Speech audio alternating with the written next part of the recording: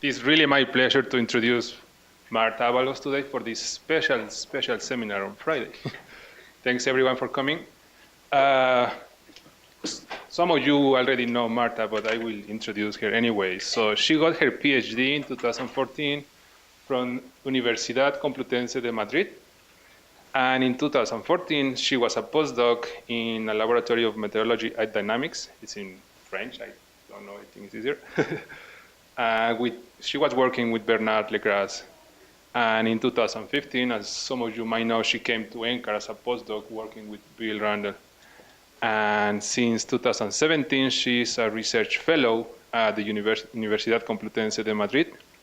And her expertise is on upper troposphere and lower stratosphere, large-scale dynamics and transport. So she's also a co-author of the 2018 WMO Ozone Assessment Report. And with that, please welcome Marta.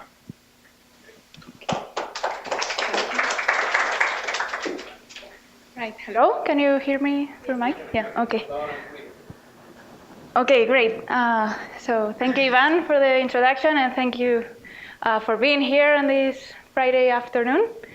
Hopefully we'll have fun together. So it's really nice for me to be here at NCAR visiting and showing you this recent work that we've been doing, looking at the impact of ozone depleting substances on the Brewer-Dobson circulation in the stratosphere. And I want to acknowledge all my co-authors, which are listed here, and especially Lorenzo Polvani, who is actually the one that got me involved in this research project, and is actually leading some of the work that I'll be showing today. All right, so I want to start by asking the question, the very general question of what is the Brewer-Dobson circulation, and why do we care about it, basically. So the Brewer-Dobson circulation is the zonal mean global circulation in the stratosphere that is responsible for transporting tracers globally. So tracers typically enter the stratosphere through the tropical tropopause, and then they are spread by this Brewer-Dobson circulation everywhere. And we cannot measure this Brewer-Dobson circulation directly, but we can estimate some measures of it indirectly. And so I'm showing here the mean age of air in this altitude-latitude cross-section.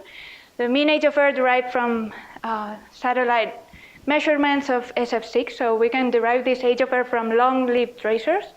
And it's a measure of the residence time of an air parcel sitting anywhere in the stratosphere, how long it has resided in the stratosphere. And you can see that this has some structure, this mean age, showing younger ages in general in the tropics and older ages at high latitudes. And this general structure results from the combined effects of two components of this Brewer-Dobson circulation, the overturning circulation and isentropic mixing. Okay, so overturning circulation is shown here by these long arrows. And so it's characterized by upwelling in the tropics and downwelling over the high latitudes or mid latitudes. And so it tends to enhance this meridional gradient, leading to young ages in the tropics and old ages in the high latitudes. And on the other hand, isentropic mixing is shown here by these double-headed arrows. And it's this tends to oppose those meridional gradients and flatten out those gradients. Okay? So both overturning circulation and isentropic mixing are driven by dissipating waves in the stratosphere. And so the overturning circulation is driven by the momentum that is deposited when these waves break in the stratosphere. And isentropic mixing happens when these waves are also break, and then they lead to significant steering of the air masses, and eventually there's some irreversible mixing going on. Okay? So the Brewer-Dobson circulation is what happens to the tracers once they're in the stratosphere, they're being transported. And there's a quite wide body of literature now. We know that the Brewer-Dobson circulation is expected to accelerate with increasing greenhouse gas emissions. And so that's a very robust result that every model agrees in. And I'm showing here an example from this Lee et al. Paper that is showing the trends for this period, 2000 to 2080. And you can see the trends in the mean age here on the left. So those are shown in the colors, and you can see that they're negative everywhere. So basically, we expect to have younger age of air everywhere in the future. And that's consistent with a faster Brewer-Dobson circulation. And in fact, they relate that to the stronger, the trends towards a stronger overturning circulation. So stronger upwelling and stronger downwelling in the future. Okay. So as I said, this is a very robust result, but it's not clear whether this is already happening or not in the real world. But the models see these very clearly.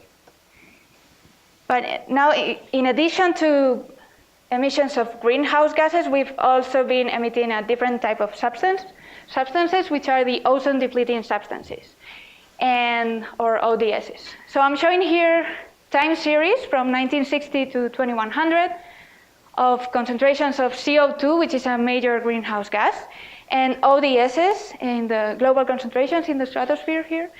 And you can see that they have very different time evolution. So greenhouse gases increase monotonically into the future, but ODSs, at least in this scenario, but ODSs have a very sharp increase until the year, more or less until the year 2000, and then start to gradually decrease after the year 2000 approximately.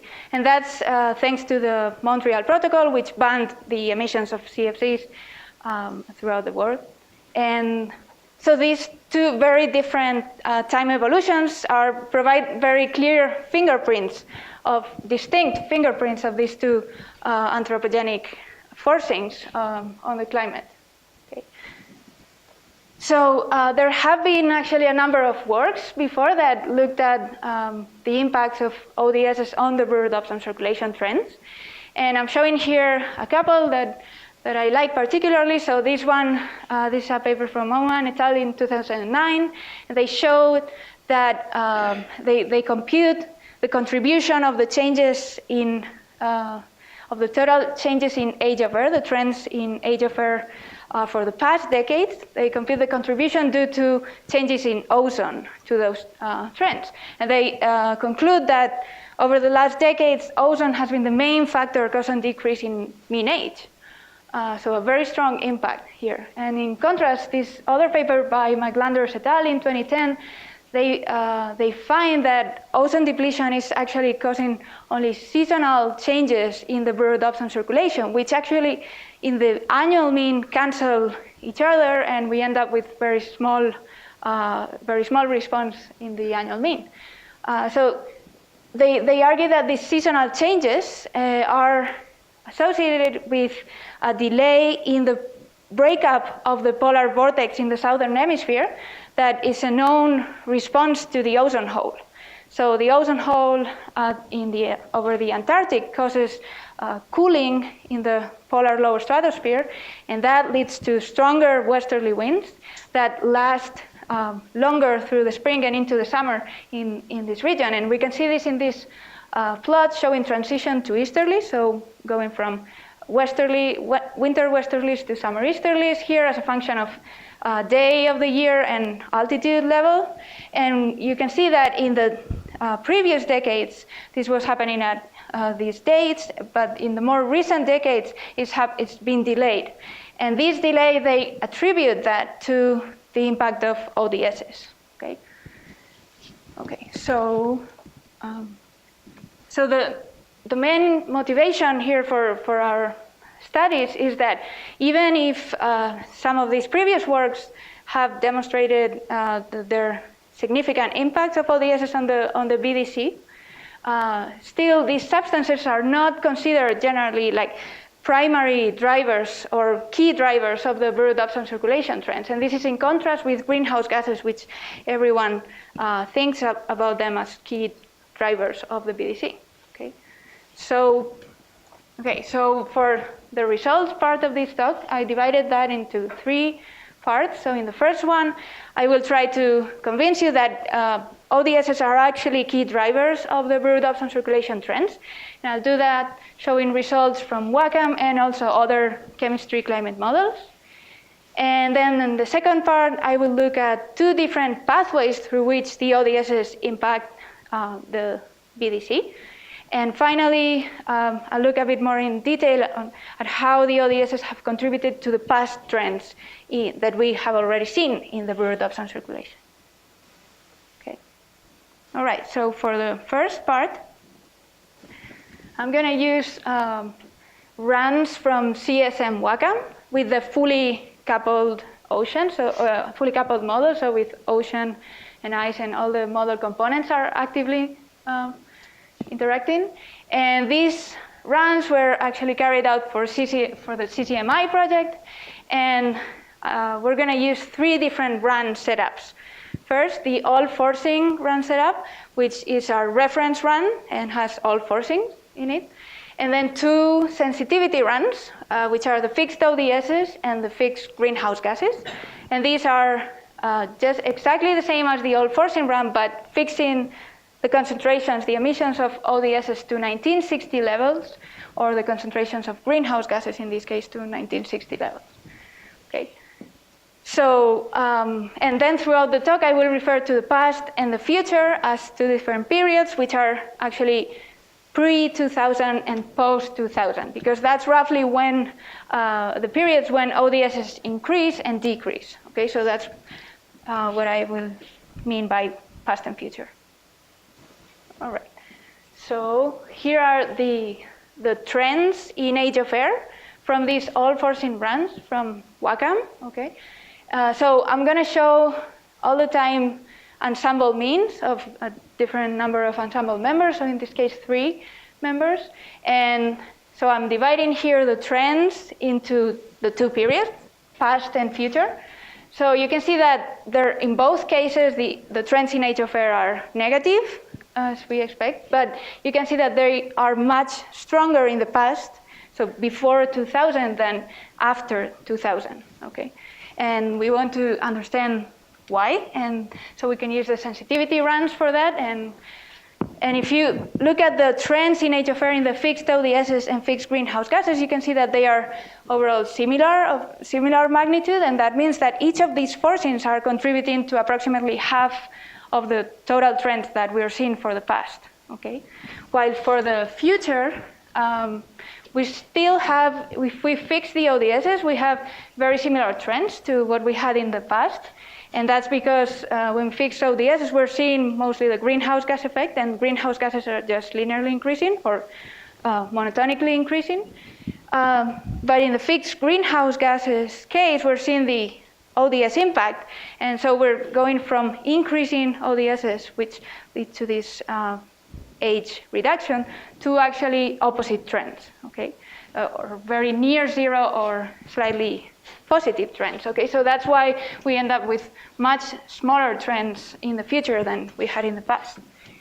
And that can be summarized in this plot, which just in one panel, which shows the time evolution of the global mean age of air at this level, but I could have chosen any other level, really. And so these are time series of the 3 run setups in the 3 colors, and there's 3 members for each of these runs. Okay, so you can see if you look at the blue lines here, they are the all forcings, and you can see that there's a very clear kink here in the trends of this time series, with around the year 2000, with much steeper slope before 2000 than after that. And we can see here very clearly that that's because in the past, or before 2000, we had the contributions, almost equal contributions from the 2 forcing, greenhouse gas and ODSs, while in the future we lose that, the contribution from ODSs, and so we end up with much smaller trends in age of air in the future, in Brewer-Dobson circulation. Okay, so we can look at this a bit more in detail, looking at the regional and seasonal dependence of these trends. So here I'm showing the residual circulation, so tropical upwelling here in the center, and polar downwelling in the northern and southern hemisphere poles, polar caps. And so if you look first at the tropics, you can see that the time evolution of this time series is very similar to what we had for the age of air, okay, this one, but flipped upside down, because tropical upwelling and global mean age are inversely related. And so we have an acceleration of tropical upwelling that actually is stronger before 2000, and then it's still accelerating, but it's much at a much slower rate. Okay, and now if we look at the polar downwelling, you can see that the signal is really coming from the southern hemisphere here. So there's a clear separation here between the fixed ODSs and the other runs. So the all-forcing runs, the blue line, you can see that it has a strong acceleration of downwelling before the year 2000, and then afterwards it actually reverses the sign of the trend, so we have a recovery of this circulation. And if we fix the ODSs, we don't see this signal, basically. So that attributes this signal to the ODSs. Okay. Okay. So now if we look at the DJF, this was for the annual mean, and we can look at DJF, and we can see that this is the season that is actually dominating the annual mean response. And especially in the southern hemisphere, you see this very clear triangle shape that is clearly driving these annual mean trends. And so this is consistent with previous results that show that the ozone hole has the largest impact on the circulation in DJF, but it's not exactly in agreement with the McLanders et al. Paper in 2010, because in our case, this strong signal survives the annual mean, the annual average, and we see a very strong signal also in the annual mean, both in the southern hemisphere and in the tropics. Okay, so we wanted to understand how robust are these results across different models, and for that, we looked at 20 models that participated in CCMI and CCMVAL2 projects, and what these figures are showing are the multi-model mean trends in age of air, mean age, in the past and the future, so before and after 2000.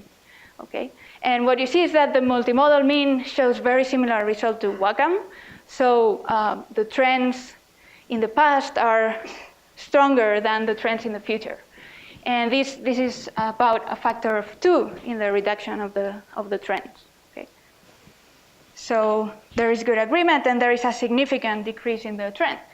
And then some of these model simulations, actually provided sensitivity runs as well, like the ones we were using for WACAM, so fixed ODSs and fixed greenhouse gases.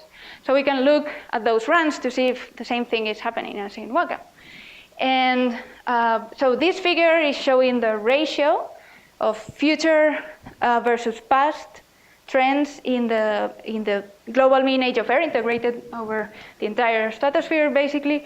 And if you look at the blue bars first, which are showing the all-forcing runs, you can see that they are all below 1, so lower than 1, which means that the trends are smaller in the future than in the past. So that's true also for the bigger set of 20 models that I showed before. Okay. And now, if you look at the fixed greenhouse gases, you can see that most models, except for one, show small negative trends, small negative ratios, okay? And while if you look at the fixed ODSs, they are all closer to 1, and in the multimodal mean is actually really close to 1.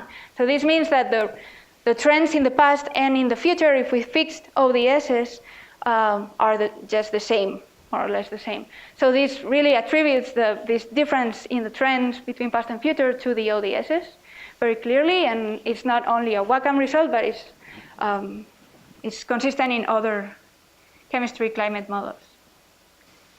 Okay, so that one model makes no sense at all. I don't know. Yeah. Regardless of magnitude, it doesn't make physical sense.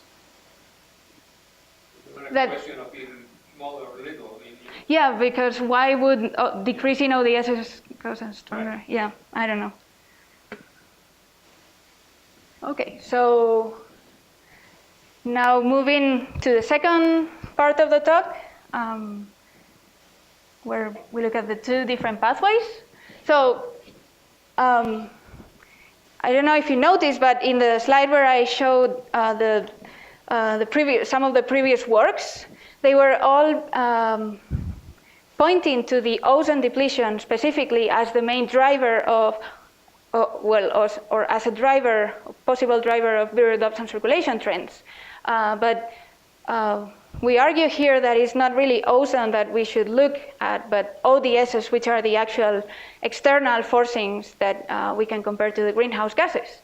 And that's an important distinction to make, because ODSs actually can have an impact on the Brewer-Dobson circulation through two different pathways. The first one is what we have called the chemical pathway. And so it's just that ODSs cause stratospheric ozone depletion, and that in turn drives changes in the circulation. Okay? And now there's a second pathway that is we call the radiative pathway, and it's taking into account that ODSs are also greenhouse gases, so they warm the troposphere. And it has been shown actually in some works that it's a pretty non-negligible impact, so warming impact. So these ODSs can also lead to changes in the Brewer-Dobson circulation just by the same mechanisms as other greenhouse gases drive changes in the Brewer-Dobson circulation. So, and we know from some previous works have shown that actually having the Brewer-Dobson circulation response to the greenhouse gases is very strongly dependent on having the SSTs, or the sea surface temperatures, and in particular the tropical sea surface temperatures, respond to this global warming. So, so what we have done to kind of evaluate these two pathways and the role of the ocean in all this is to perform new Wacom runs. So now we have, in addition to the all forcing and the fixed ODS runs, which had a fully coupled ocean model, now we have the same kind of simulation, all forcings and fixed ODSs to 1960 levels, but now we prescribe the SSTs to observe values in both cases. So we're not letting the SSTs respond to the changes in ODSs, okay, between these two. So our hypothesis here is that by prescribing the SSTs in the fixed ODS runs, we're going to shut down this pathway, and we expect to see some different influence of the ODSs on the Brewer-Dobson circulation. Okay, so here's a figure showing the mean age trends in the past only, because we only have SST observations for the past. And so this is for the coupled ocean case, and this is for the prescribed SST case. And the top row is showing the all forcing runs for both setups. And the bottom row is showing the impact of ODSs, which is just computed as the difference between all forcings minus fixed ODS. So you have the impact of ODSs with that difference. And if we look first at the top row, you can see that the trends are negative everywhere for both cases, and they're slightly stronger in the prescribed SST case, and that means that the SSTs are getting warmer faster than in the model, at least in the ensemble mean. But what is most interesting for me here is that, or for us maybe, is that the impact of ODSs is stronger in the case where we have the ocean response than when we don't let the ocean respond. Okay, so, and in particular, this, in the case where we have the ocean responding, we see that ODSs contribute to 62% of the global trends in mean age, while when we don't have this ocean response, it's only 36% of this, the ODS account for 36. So how do you prescribe the SSTs, just constant SSTs? No, we prescribe them to the observed SSTs, but in both cases, in the all forcing and fixed ODSs, we have the same SSTs, which are the observed ones. So we're not this change in the SST is due to global warming effect of ODSs is not being included. So you have, the SSTs don't change as a function of time. They do change, but in the difference, this is the difference between two runs. So in this difference, the two runs have the same SSTs. So there's not going to be that difference. But when you when you fix the SSTs, you shut off the option of the ozone depletion, strengthening the westerlies, impacting the surface wind stress, and thereby changing the circulation and the SSTs via the dynamical coupling. You haven't allowed that to happen. Exactly, yeah. So you're not really proving that this is all coming from F11 and F12, and they're purely radiative effects because you also shut that term down. Yeah, exactly. But hopefully I will show now that I think that part of the response, the ozone depletion part, is really mostly independent of what SSTs. Not in the troposphere, of course, but the stratospheric changes in the Brewer-Dobson don't, due to the ozone hole, they don't care if SSTs are responding or not. So I think that's just the next. So this one, yeah. So here I'm showing the time series of polar downwelling in the southern hemisphere, so the region where the ozone hole is, and here's tropical upwelling. So if we look first at this top row, this is for the coupled ocean runs, and this is for the prescribed SST runs. So we have the two runs for each setup, model setup. So you can see that the all-forcing runs, in both cases, have very similar behaviors. And in both cases, the fixed ODSs get completely rid of this strong acceleration of the downwelling that is seen just before the year 2000. So the fact that these two are not very different from each other tells me that the ozone hole impact is quite independent from the SST response.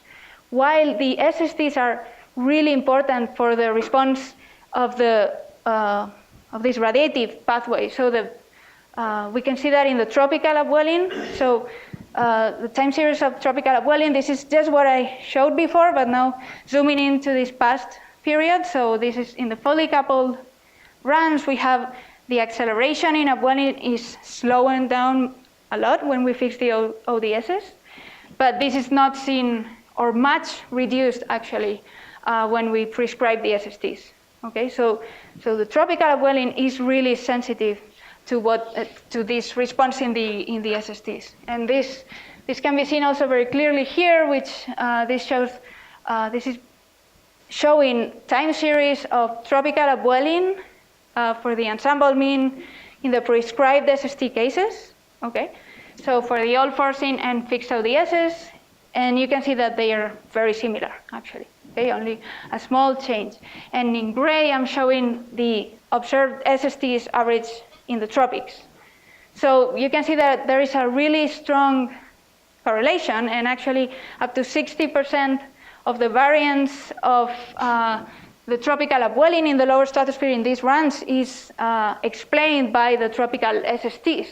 Okay, and so if we by fixing, by keeping these SSTs prescribed and not letting the SSTs see the radiative changes, we're really constraining the tropical upwelling, and with that, the global age of air, which is very sensitive to the tropical upwelling in the lower stratosphere. Okay.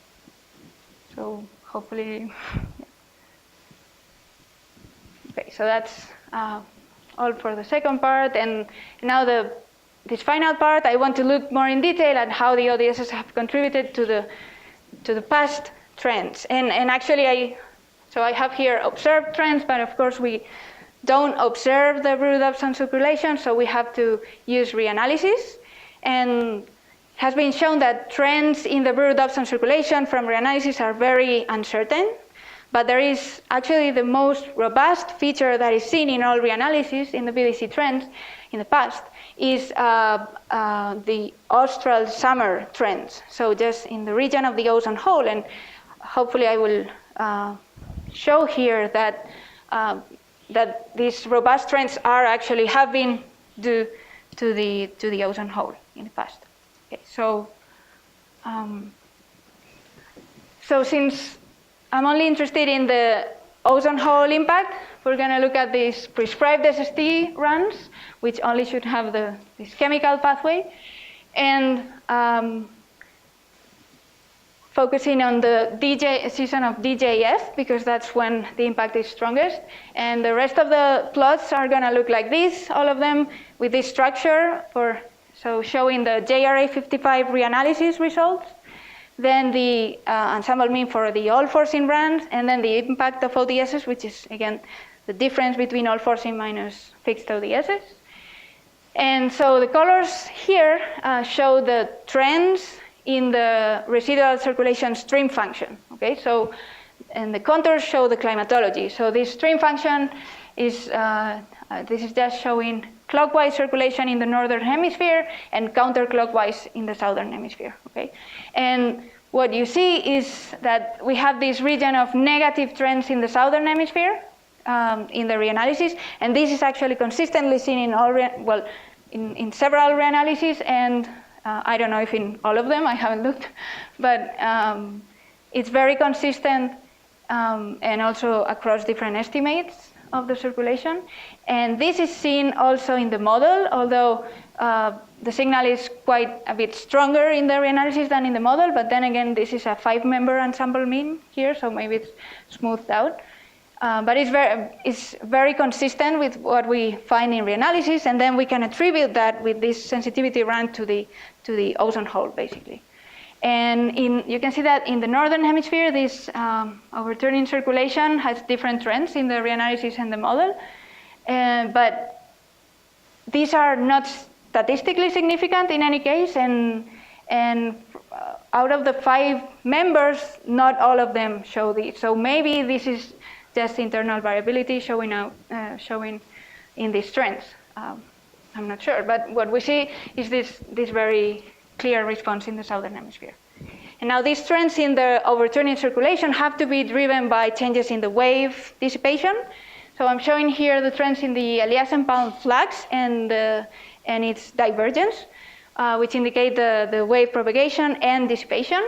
Okay, and so what you see here is a region of enhanced upward wave propagation into the stratosphere and enhanced wave epiflux convergence, which implies wave dissipation. Okay, and this is consistently seen in the model as well. Again, weaker in this ensemble mean than in the reanalysis, but it's very consistently seen, and it's seen. It can be attributed clearly to the effect of the ODSs, okay?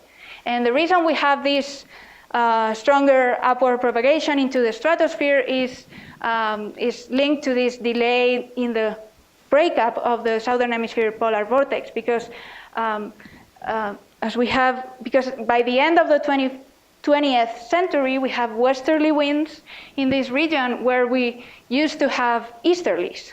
So that implies that Rossby waves can propagate higher up and break at higher levels than they used to, given this dissipation and driving the forcing, driving the circulation. And so these changes in wave propagation and dissipation not only lead to changes in the overturning circulation, but also in the other component of the Brewer-Dobson circulation, which is isentropic mixing. So to show that, we've computed equivalent length, which is an accurate measure of isentropic mixing. And this is shown the trends are shown in colors here. And the contours here show these westerly trends that I was referring to, associated with the delay breakup of the vortex. And so I have to say that this y-axis here is showing potential temperature levels instead of altitude levels, but this corresponds roughly to 10 to 30 kilometers altitude. Okay, so we can compare that with this. So it would be this region here, approximately. So, sorry. So what we see is very clear dipolar patterns in the mixing, with stronger mixing in the upper part of these westerly trends and weaker mixing in the lower part. And that's consistent with having more upward wave propagation and dissipation happening at higher levels than it was happening before. So we have more dissipation and more mixing, isentropic mixing here and less in the lower stratosphere. And that's consistently seen in the model, and we can attribute that very nicely to the ozone hole, basically. So I was very happy to see this. And these changes in the overturning circulation and the isentropic mixing combine together to give the trends in the net Brewer-Dobson circulation, in the net transport, and we can visualize that by looking at the mean age. So these are the trends in the mean age.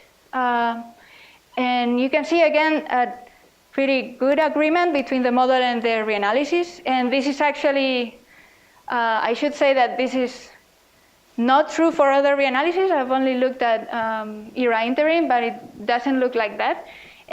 But the other diagnostics that I've shown, they are all very consistent across reanalysis, but just the age of air is not consistent. And maybe it's because this one, in this case, is derived from heating, diabatic heating. And I mean, that's still an open question, but we have some reasons to believe that JRA55 is a good reanalysis for this, because their model has the ozone concentrations are assimilated and they feed back into the radiative code. So the dynamics see the changes in the ozone, and that's probably a good thing to look at this. So we like this reanalysis because it looks very similar. And again, the trends are smaller in the model than in the reanalysis, but the structure is quite similar, and we see this region of negative trends throughout the southern hemisphere and some positive trends in the lowermost polar stratosphere. And this feature actually has been pointed out recently in a couple of papers, and what we see here is that it's not clearly seen in the reanalysis, but there's some hint of it maybe, because we see smaller negative trends in this region. And we can attribute that clearly to the ODSs. And what we have seen is that this is due actually to this weakened isentropic mixing that we have here in the lowermost stratosphere, so that air masses in the polar lower stratosphere remain isolated, and they don't mix as much with the mid-latitudes, which are younger air. Okay, so yeah. So I understand the JRA has an interactive chemistry going on inside the.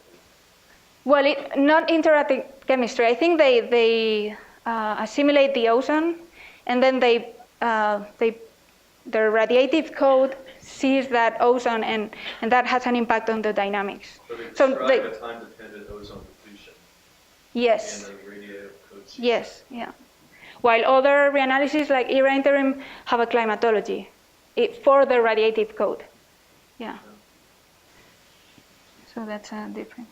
Yeah, so then that's what we think is happening there. And for the negative region, we've seen that it's actually a combination of both having faster overturning circulation and also stronger mixing there. So both have to be taken into account to explain that. And so we think we understand all the pieces of the puzzle that lead to these trends in the southern hemisphere reanalysis data. Okay, so just to conclude, I want to make 3 main points. So the first one is that ozone depleting substances are indeed key drivers of the Brewer-Dobson circulation trends, and that's true for the past and for the future. So in the past we have that half of the trends can be attributed to the ODSs and the other half to greenhouse gases. And in the future, we expect to see a substantial reduction in the trends, in the acceleration trends, thanks to the Montreal Protocol, actually. And the second point that I want to make is that having the ocean respond to the ODS changes is really key for capturing the full impact of the ODSs on the Brewer-Dobson circulation because of this radiative pathway, which is distinct from the ozone depletion impact. And because tropical upwelling is so closely tied to the SSTs, when we shut down this SST response, that reduces the ODS impact on the BDC up to a 40 percent. Okay. And finally, we've seen that the ozone hole has been the main cause of the robust trends in the Brewer-Dobson circulation that are seen in the austral summer in reanalysis over the last decades of the 20th century. And this is due to changes both in the overturning circulation and isentropic mixing. So we have to understand changes in both to interpret the trends in the mean age. Okay, so this is all, and here are the references. So this is a published paper, and these are the papers that we're working on right now. And I'll be happy to take questions. Thank you very much.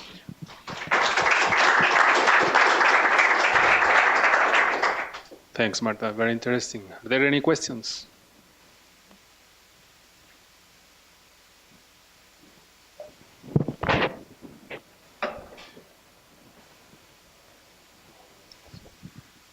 So you talked about on the second part, it's the second conclusion that you made. If you the ocean response from the ODSs impact the BDC. What about things like the replacements to ODSs, like HFCs, which are increasing and probably as radiatively important as the ODSs themselves? Is there any? Is this decreasing? Is the SST response decreasing, or is it increasing because of the other replacement? Right. So I think that's a very good question. These HFCs that actually Susan was telling the other day that they have a really strong warming potential, and they're So I think we haven't looked at that here, but I think there's some recent works. Margaret Hurwitz, I think, have some papers on that, looking at the impact of HFCs, and they're really important, and So I guess with and a follow-up, is this is the HFCs like lumped in with the greenhouse gases in your? Sorry? Is the HFCs is that lumped in with the greenhouse gas response? If that's included? Is it included? As a greenhouse gas? No, I don't think so. No. Okay. Maybe someone can comment more on what ODSs are in there or what greenhouse gases, but I think HFCs are. Okay, they're not there. So future work for someone. More questions? I guess we can use the micro. No, you can go first. Okay, well, fine. I'll get it over with. So essentially, if you increase ODSs, you do two things. You warm the troposphere, that's the radiative effect. And the other thing you do is you destroy ozone, which has also its own radiative impact, although it begins as a chemical impact. Mm-hmm. And so what you have tried to do here is to separate the two, but I guess I never really quite understood what you did with the fixed SSTs. I mean, to me, fixed SSTs means that you don't allow them to evolve with time, but it doesn't sound to me that that's what you did. No, it's prescribed SSTs, so I shouldn't say fixed. But prescribed how? What happens to the SSTs? They follow the observations. The observations meaning, so this is a Hadley Center for which you have observations. So in that sense, the radiative impact of the SSTs is included. Yes, exactly, but it's included in It's just both, not interactive. It's included, so the SSTs are seeing the ODSs in both runs, in the all forcing and in the fixed ODSs. So this is not really a clean way of separating the radiative from the chemical responses, and it's not how we started. Actually, the project, the idea was to look at how, so if we get SSTs that are the real SSTs, how much can we explain the observed trends in the Brewer-Dobson circulation? Right. But then we ended up with these results, and we were surprised to see how big changes we saw in the upwelling. And then it turns out that the upwelling is really constrained by the tropical SSTs. And if you don't let them No, I mean, I understand that it depends on the SSTs, but then I guess what you are saying is that in the fully coupled model, the SSTs must have evolved in a different way than the observations. Because SSTs are going to have an enormous impact on lower tropospheric temperatures, right? Yeah.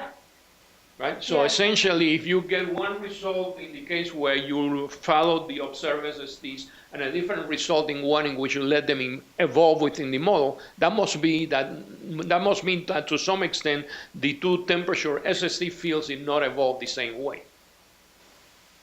In the model, yeah. In the model versus in the coupled model, yeah, exactly, So exactly. this is sort of a way of looking at that, but what I would have hoped somebody would do is to take the fully interactive model, coupled ocean, and just shut off heterogeneous ozone chemistry. Yeah, so that's been done by McLanders et al. 2014, and that's the paper that I was just referring.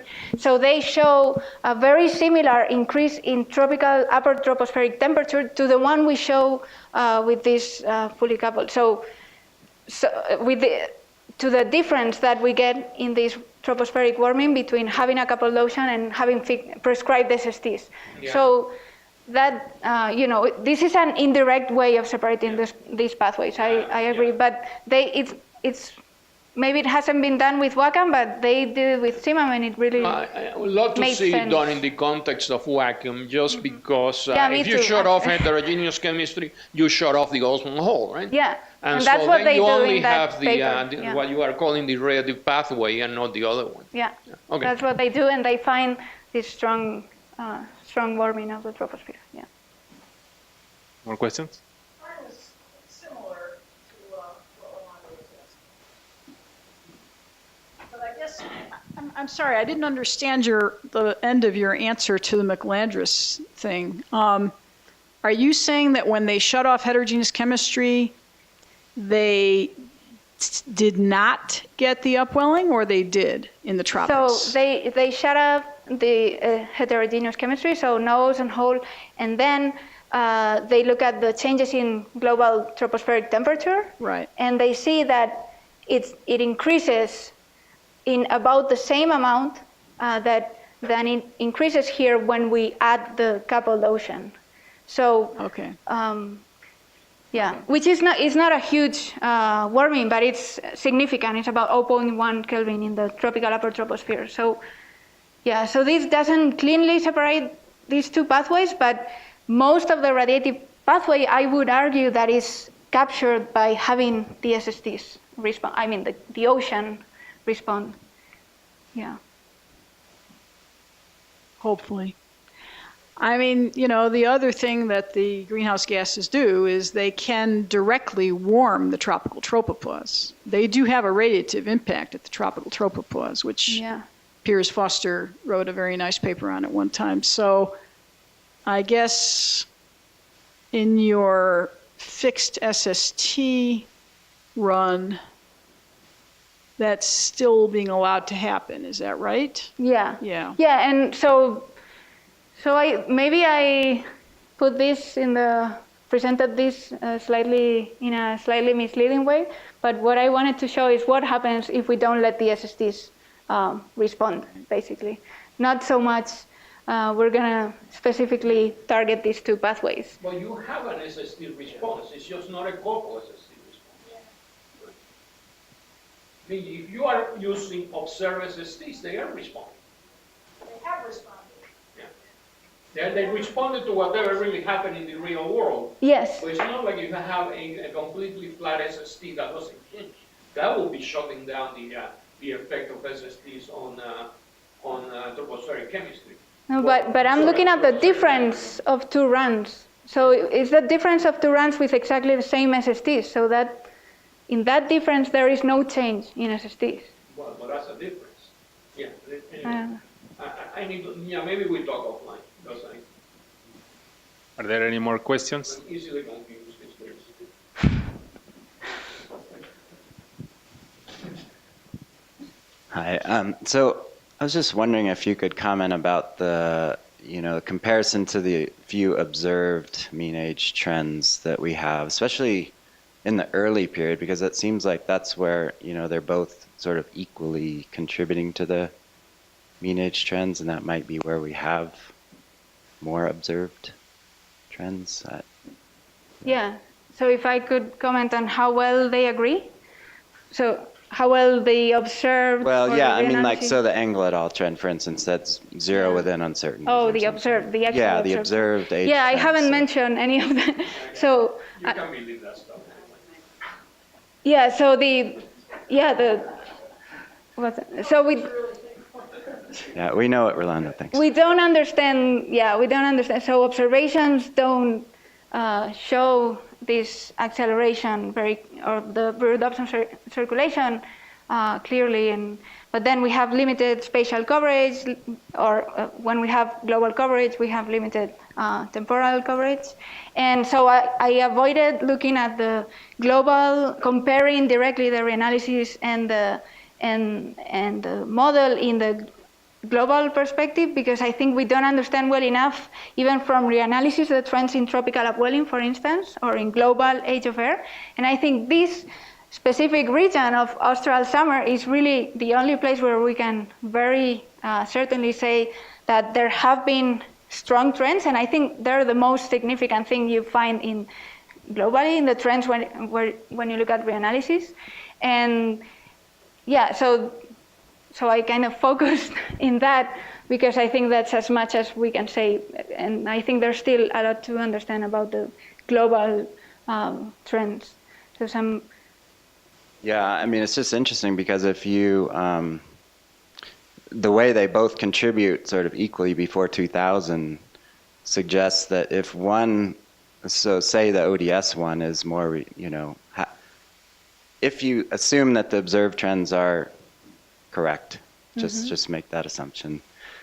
And so one part of the model trends maybe isn't, correct in that way because they're all negative. They're both contributing negatively.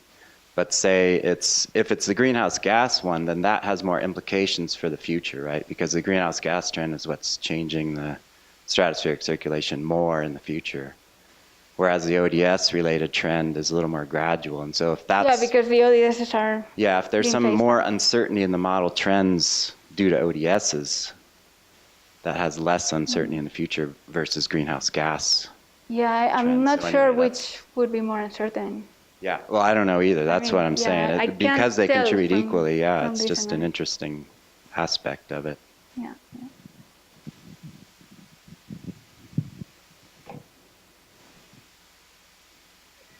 Going back to the beginning of your talk, in the ODS only runs, so the fixed greenhouse gas runs, right? Yeah, it's not exactly the same, right. but yeah. Is there some kind of hysteresis? Do we get back to where we were at the beginning, or it seemed like it didn't get back from the line plots you were showing? Oh, you mean like Yeah, but what? Right. Yeah. Why isn't the green line going up? It's so the green. So Nothing happens. So- yeah. So the fixed greenhouse gases have a downward trend because the CFCs went up, and then Yes. they go back up. yeah, but and it's going back up, but much So there's not slowly. hysteresis Yeah. there. It doesn't. Why does it not reverse? Yeah, it's going much slower. I don't know. Yeah, I haven't compared like the rate of increase of ODSs if it but that's what the model does. So I guess there's a reason. It's a good question. Greenhouse just a fixed 50,000. Sorry. They're fixed at 1960, so before ozone hole. Yeah. But the ODSs are allowed to continue to evolve and whatever they do. Yeah. So they have to be greenhouse gas. Yeah. So here, in the green one, the ODSs are evolving. So They are still eating. They're still greenhouse gas. The ODSs are increasing in this first part, but then decreasing slower than here. They're decreasing here, so that's why Dan was expecting. Yeah, why is this not? Linearly regress against the forcer. Right. You wouldn't do a very good fit on the green line because it's going back up and it's staying level. Why? Well, the greenhouse gases don't, well, the ODS don't decrease faster, not as fast as the increase. No, Yeah, it does. but I don't know if There's no that slope much. in the green Yeah. line. Yeah. I don't understand. Yeah, it's going up, but not very much. Yeah. Maybe it's because I'm over here and it looks so Yeah. Going off slowly as you increase. But there's certainly not as. Yeah. Okay. I have to look from over there. Are there any more questions? If not, let's thank Marta again. Thank you.